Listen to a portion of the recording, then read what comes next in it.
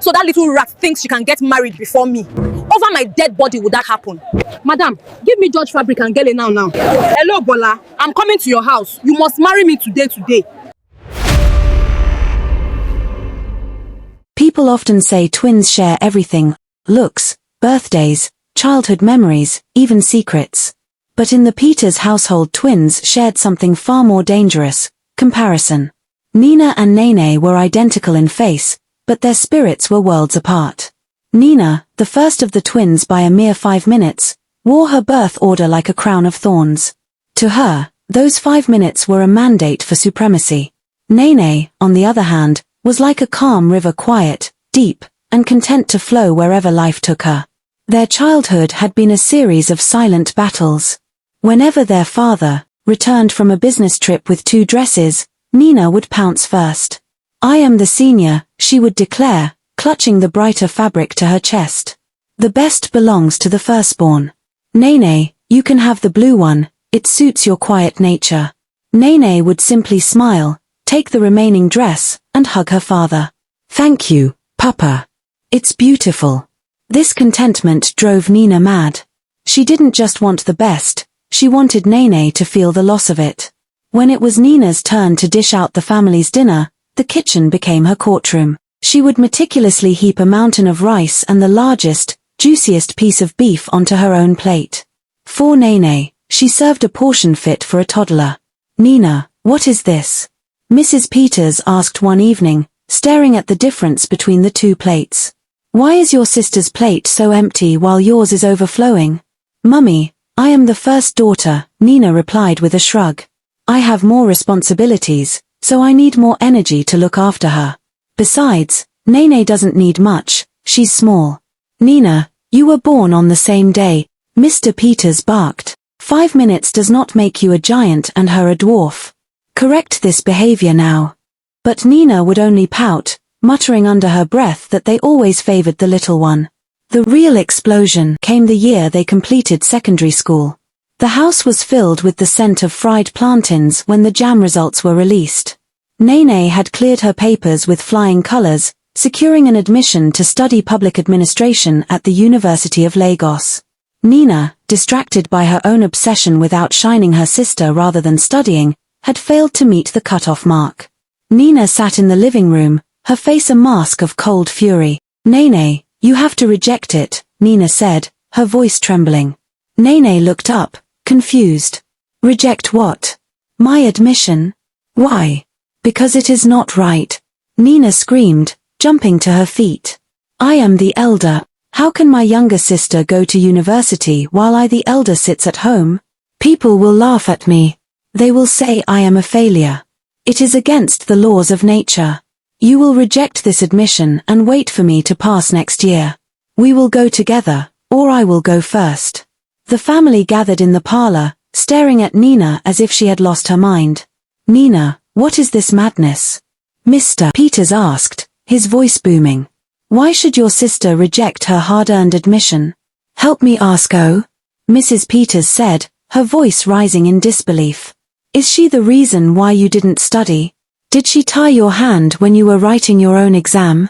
"I don't care," Nina shrieked. "She is my junior, for crying out loud. How can I bear the shame of watching this little girl pack her bags for school while I stay here? Never.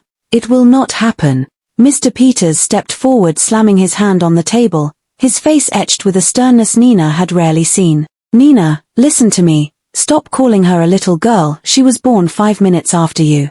You are twins, not generations apart. This jealousy will consume you if you don't stop. You always take her side." Nina yelled back. "All I know is that I am the first daughter. Do you know the shame? People will say Nene is smarter than me. They will look at me with pity. I cannot bear it. Anything I couldn't get first, Nene can never get it too. It is my birthright." Nene, who had been silent, finally stood up. Her voice was steady, but her eyes were wet. "Nina, I have let you take my clothes. I have let you take my food. I have let you boss me around because I thought it made you happy. But my future is not a piece of meat I can leave for you. This is my life and I worked hard for this. I will go to the university whether you like it or not, and there is nothing you can do about it. Their parents nodded in support.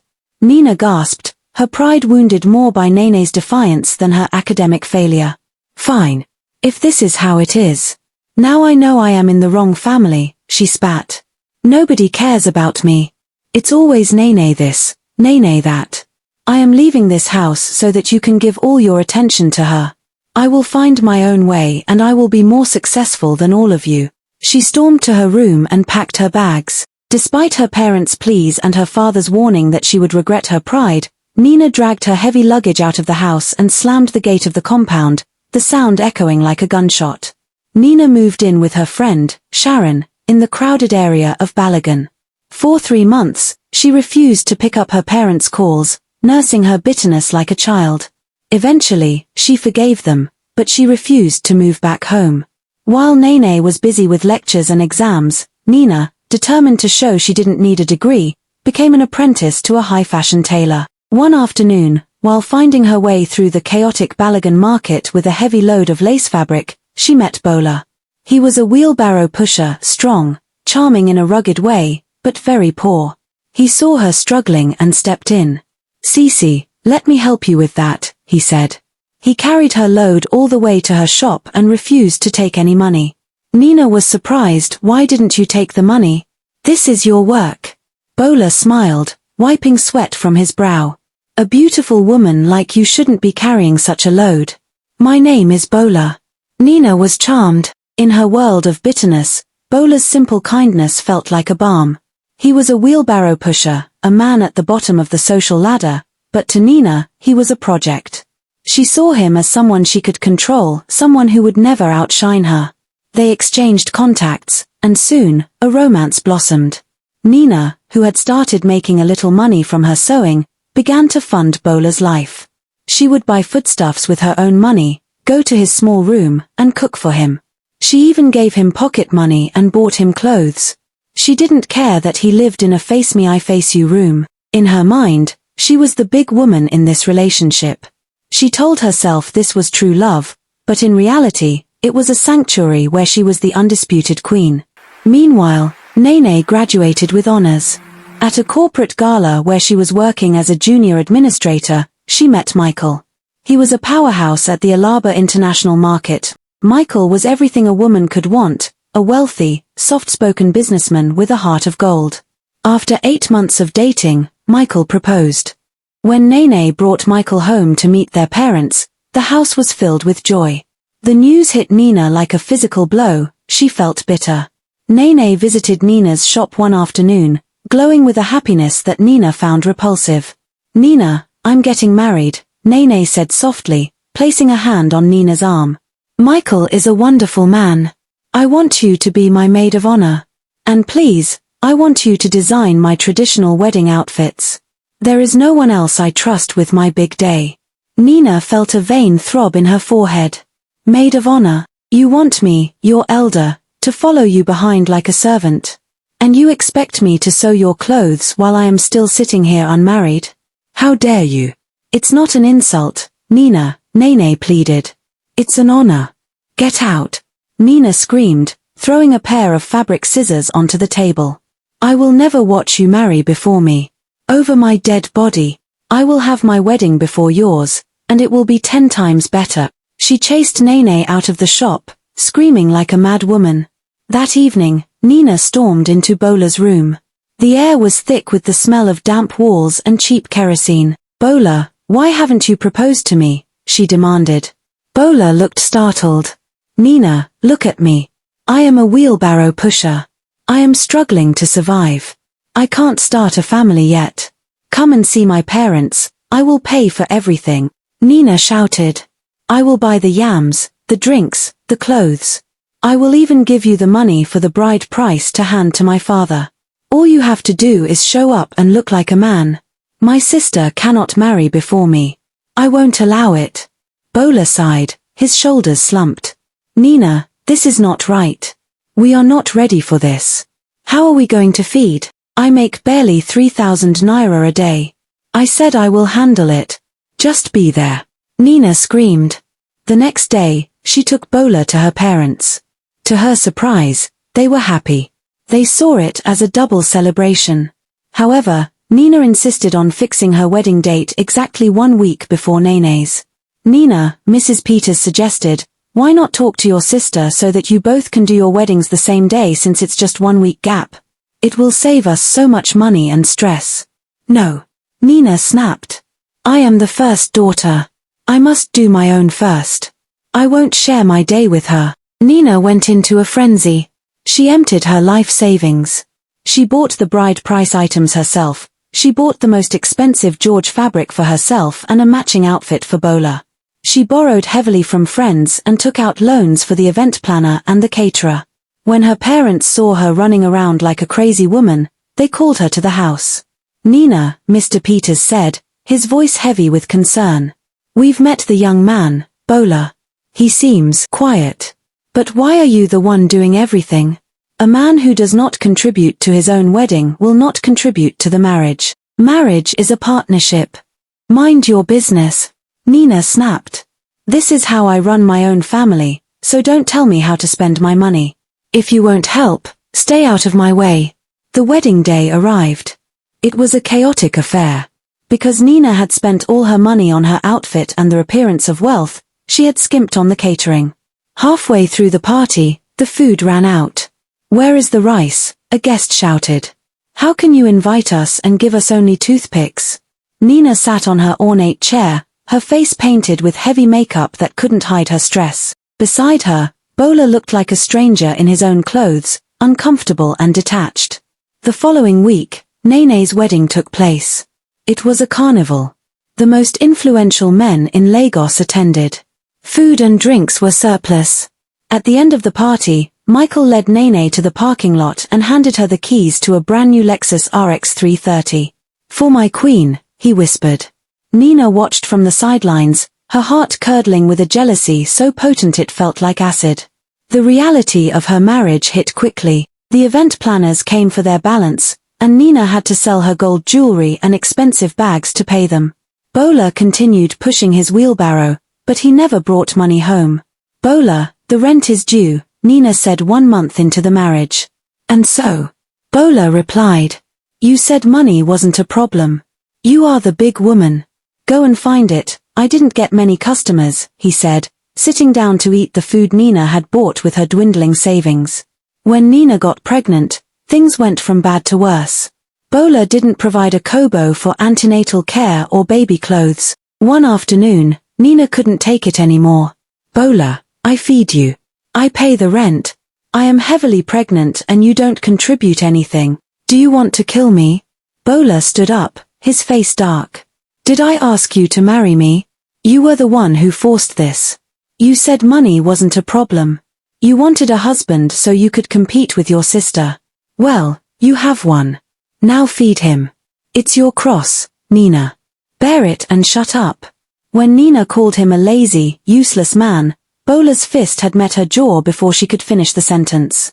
He beat his pregnant wife until she was bruised and bloody. This became the new pattern of her life. After Nina gave birth to a baby girl, they nearly starved to death. Nina couldn't work, and Bola would go out, earn money, and spend it on himself, coming home to demand food. If there was no food, he would rearrange her face with punches, as the neighbors put it. One Tuesday morning, after Bola left for work, Nina looked at her malnourished baby and her own skeletal frame. She packed a small nylon bag with the few rags she had left and began the long trek to her parents' house. By the time she reached the gate, she was staggering. When she arrived, her parents didn't recognize her at first. She was haggard, covered in bruises, and looked 20 years older. Nina, her mother whispered, bursting into tears. They rushed to her. Mr. Peters took the baby and her bag while Mrs. Peters led Nina to the bathroom. They sent their maid to buy every supplement and baby food available. After a warm bath and a plate of jollof rice, Nina sat in the parlor and wept. She looked at her father, who was gently rocking the baby. Papa, Mama, I am so sorry, she sobbed. I thought I was winning. I thought being first was everything, but I was just running towards a cliff. You are still our daughter, Mr. Peters said. You are home now. We forgive you, And as for that boy, he will learn that the Peters family does not abandon their own. The next day, Mr. Peters hired several hefty men. They went to Bola's house at dawn, beat him black and blue, and handed him over to the police. He spent 2 weeks in a cell. When he was released, Mr. Peters warned him, "If you ever come near my daughter or my granddaughter again," Mr. Peters said calmly, "the cell will be the safest place you've ever been. You didn't pay a dime for her, so you have no claim. Go." Bola didn't need to be told twice. He vanished into the crowded streets, his slippers left behind in his haste to escape. Nina also reached out to Nene. "Nene, please forgive me. I was a terrible sister." Nene hugged her. "It's okay now, Nina, I forgive you." Nene and Michael helped Nina get back on her feet. They set up a massive supermarket for her and hired staff to help. Within a month, Nina and her baby were glowing and healthy. Nina looked at her sister, her heart full. "Thank you, Nene, for everything. I don't know why I spent so much time trying to be ahead of you when we could have just walked together. We are twins, Nina." Nene smiled. "There is no front or back. Just us." The conversation was interrupted by a commotion at the front gate. Nina looked down to see a familiar figure. It was Bola. He looked worse than ever, his clothes were torn, and he seemed to have lost weight. He was shouting Nina's name, begging the security guard to let him in. "Nina, please. I am a changed man. Come back to your husband." Nina looked at him with total indifference. "Bola," she called out, her voice echoing clearly. "You told me that marriage was my cross to bear. You told me to bear it alone when I was starving and pregnant. Well, I have dropped that cross. You are not my husband, because as my father said, you never truly honored the rights. You are a stranger to me and a stranger to this child." "But Nina, I am the father," Bola cried out, clinging to the bars of the gate. "A father provides and protects." "You did neither," Nina replied firmly. "Guard, if he doesn't leave in 1 minute, call the patrol team. And, release the dog." Her large Rottweiler, Rex, came charging out, barking furiously. Bola's eyes widened. He turned and bolted, running like a madman down the street. He ran so fast his slippers flew off, but he didn't dare look back. Nina sat back down, picked up her baby, and laughed. It was the first time in her life she felt like she had truly won, not because she was first, but because she was finally free. Jealousy, pride, and the need to compete can destroy your peace and push you into wrong decisions. Life is not about being first, it is about making wise choices, respecting others, and listening to good advice before it is too late. If this story touched you, learn from Nina's mistakes. Choose patience over pride, wisdom over pressure, and peace over competition. Like, share, and follow for more real-life stories that teach and heal.